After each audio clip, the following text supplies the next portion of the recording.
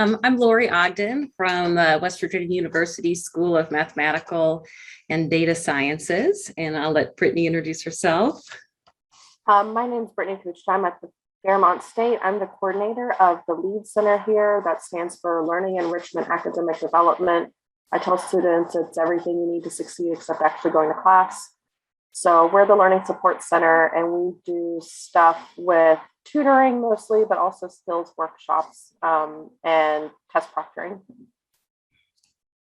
Thanks. Is everyone able to see my screen? Did I share that correctly? Okay, wonderful. All right, so this is Rock Your STEM Major. Really kind of how this started was Brittany and I and some of our colleagues were all members of the faculty student engagement, or maybe now we're starting to call it campus engagement working group of the First Two Network. And we were talking about just brainstorming ideas, things that we could do to help students transition to college, in particular this past fall, just coming off of this, long year of online learning. And that's really where this idea emerged.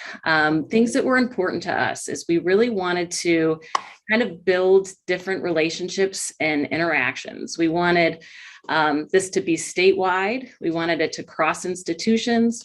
We wanted students from all over. We wanted to cross the curriculum. So we decided to connect math and chemistry and study skills.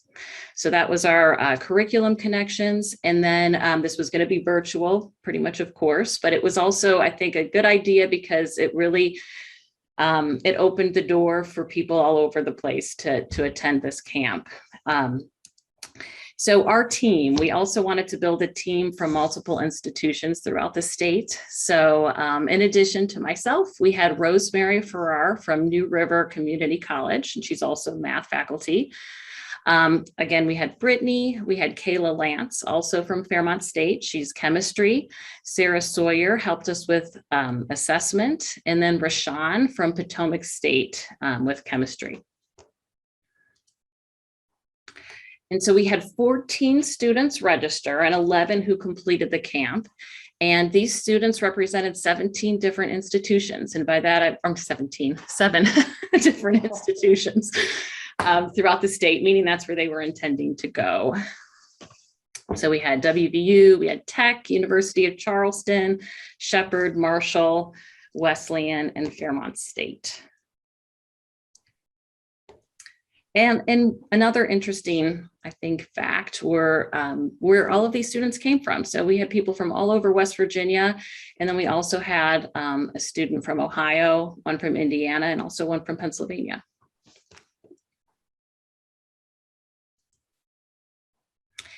Another interesting statistic was, I think when we really originally started this, we were thinking that students who were interested might be at lower levels of math, and we could help them kind of bridge that as they were moving towards college this past fall.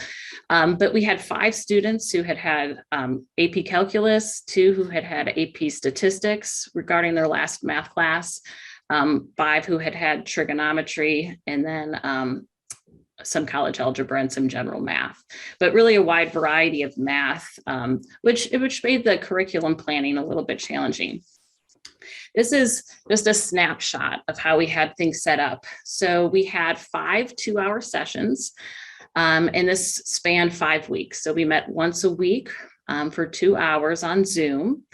And it was important to us that each session had math, which connected directly to the chemistry that we were talking about that day. And then we embedded study skills throughout each lesson. So the main focus for math was on some fraction arithmetic, order of operations, and then kind of combining some of that with scientific notation. And then that connecting to dimensional analysis and unit analysis within chemistry. And then on the last day, we did some presentations where students worked in groups on some specific problems. And these were all kind of regarding, unit analysis that went awry in the real world. So some kind of catastrophes that happened because people incorrectly converted units. And then study skills. And Brittany, I'll let you talk a little bit about what study skills you thread through the workshop. So one of the things we really wanted to do was to give them a small homework assignment to keep them thinking about stuff between the weeks. So the first thing I gave them to work on was what I call the 5-day study plan. And that is the, do we have a copy of that? Not super handy. Okay, well, anyway, it goes over how to break down like large chunks of material into 4-ish groups and helps students schedule prepping for a section one day and reviewing the next day, and helps them break it down into something more manageable. Gives them a list of active study techniques in order to work on their studying. So the students liked seeing some new ideas beyond just working problems, making flashcards. They enjoyed that. So I gave them a fake exam, a topic list. I said, you're going to take an exam on these chapters and make a study plan for it. So we had them do that as their homework, and most of them said that they really enjoyed it. So that was probably the most popular one. The other thing that I had them do that was related to exams was in session 3. They had a quiz, I think, in session 2 that we gave them. So then I gave them the post-quiz analysis, which is where they look at all of the problems that they got wrong, why they got them wrong, and then classify them as a different type, whether it's multiple choice, fill in the blank, or a calculation. That way they can look at actually getting useful feedback from their exams. I think a lot of times when students get an exam back, even if it was returned to them in a timely manner, they just see the grade and then that's it. They don't actually go through it. So this gave them a way to go through and practice looking at the feedback on their quizzes. Oh yeah, thank you, Sarah. So there's a link to the 5-day study plan. Oh wait, no, it's not.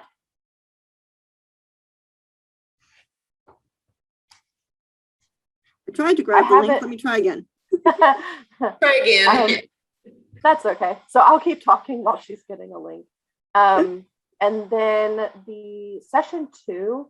So since I am at the Learning Center, I see a lot of students who just don't know where to go and they don't know what resources are available. So I gave them a list of some of the resources that are pretty much on every campus and asked them to get information about those resources. So tutoring was one, mental health services was another, student health, and then one that they would personally be interested in, and then one that they might not use but would be able to recommend to someone else, like veteran service or maybe support for students on the autism spectrum, something like that.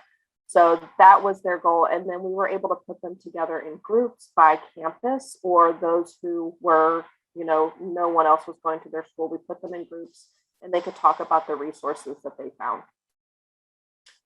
Session 4, we talked about working in groups and building presentations. So I gave them examples of like group contracts. So if you're doing group work, it's good to have clear defined roles for each member of the group to set expectations and also help set consequences, right? So if someone's not pulling their weight, what are we going to do? Let's as a group decide that at the beginning, and that hopefully helps hold everyone accountable. We didn't end up needing to use it because they were going to do their group work during our session. But in the future, if we did bigger projects where like we take a week off and they're just working together on their own, not inside the boot camp, that is something we could have them do, is actually fill out a contract together. And then this session was just their application, so we did not have any study skills on that one.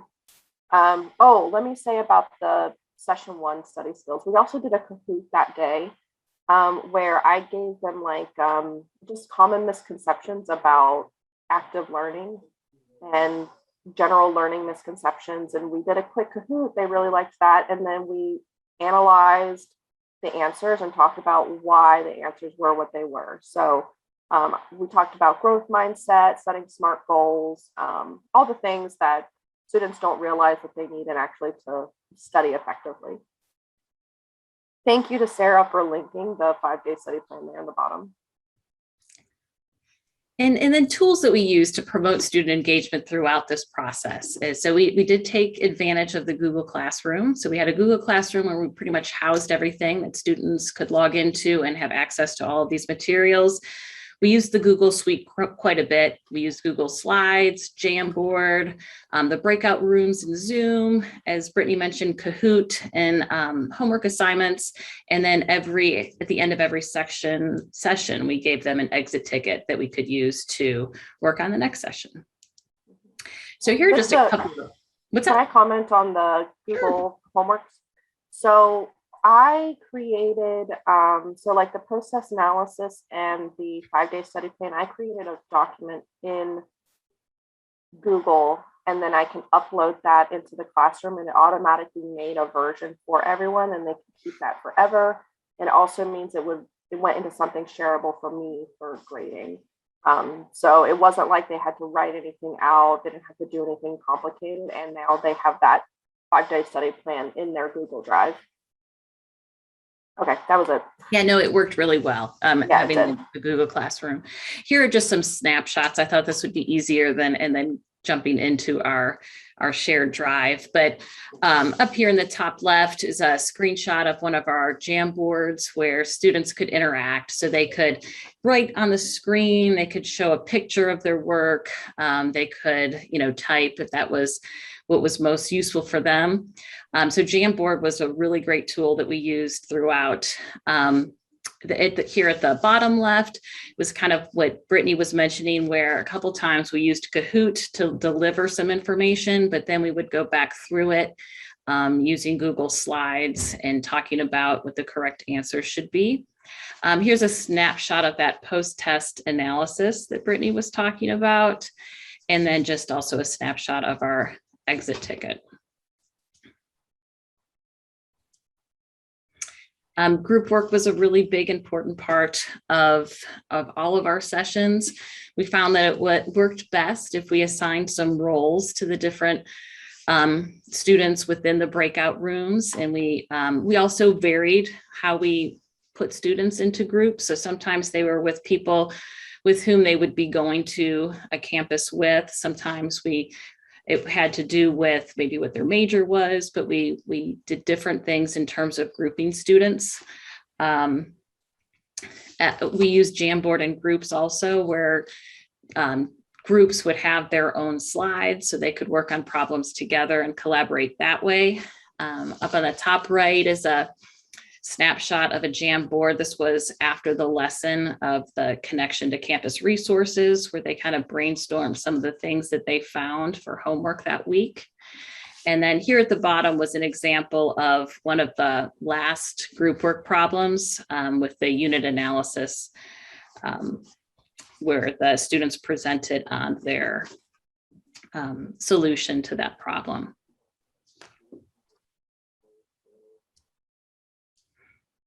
All right, so we also gave students and the faculty involved a pre and post survey so we could learn a little bit about what worked, what they liked, maybe what we could do better or different moving forward.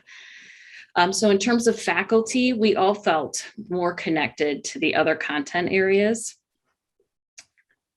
And just a quick quote that I liked was, working with people from subject areas outside of my expertise provides me a different perspective on the same content. So it was really worthwhile for us, I think, as well as the students, to work with people in different institutions and in different content areas. Students, so in terms of one thing that was really important to us was that they knew where and how to find help on their individual campuses. And the post survey revealed that all of them knew how to find free tutoring, where to get help with mental health, how to enroll in programs specifically for first gen and underrepresented students, and how to reach out to at least one faculty or staff member at the college that they were attending.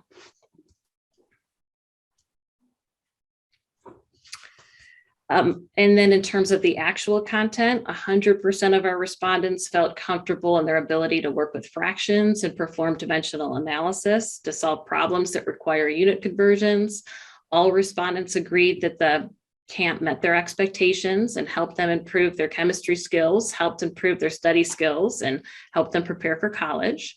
90% agreed that the camp helped them improve their math skills, and 100% would recommend the camp to a friend. A couple of quotes that I pulled in terms of what was most helpful. They loved the study skills. They really liked all of the different things that Brittany put through the course. Study skill information as well as the review was very helpful. I haven't done any chemistry or fraction type work since at least sophomore year.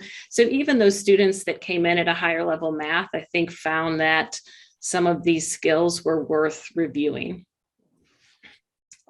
Study skills and practical college advice were most helpful. Again, post-quiz analysis, things like that, I think they really enjoyed.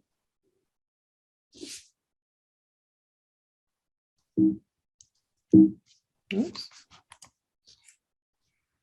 So how can we improve the workshop? One student said greater focus on study skills, college advice, and practical tips for incoming students would improve the program.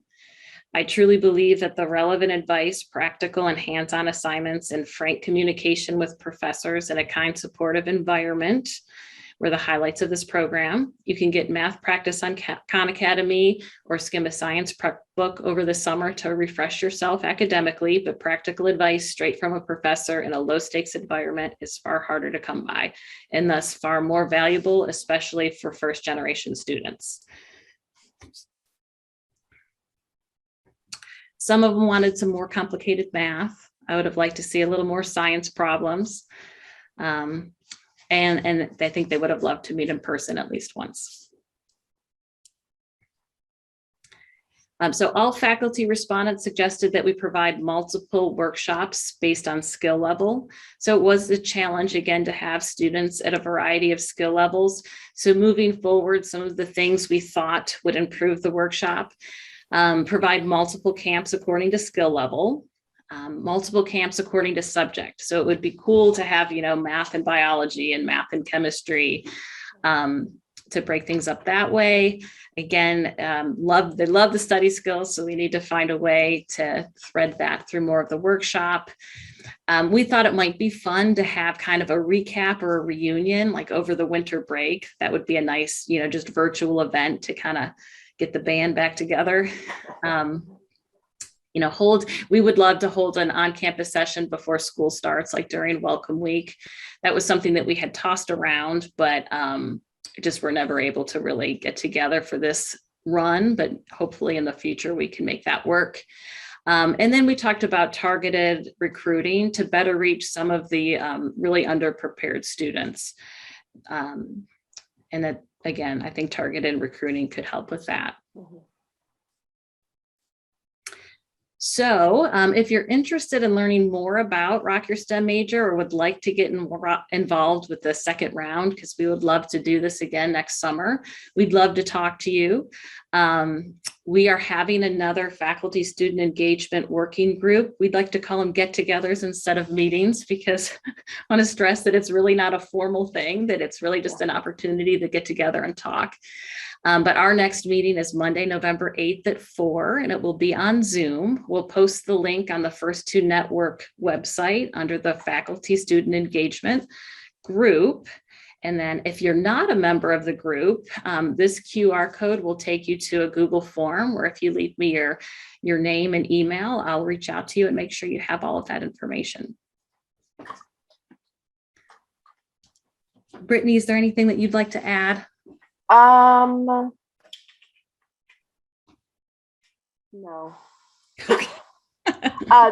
Only thing, so you touched that we did a lot of group work.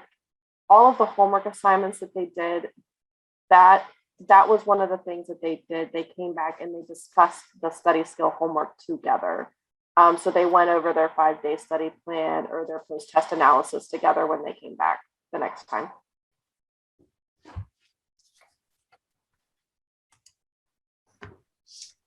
And that concludes our presentation. We would love to take questions if there are any.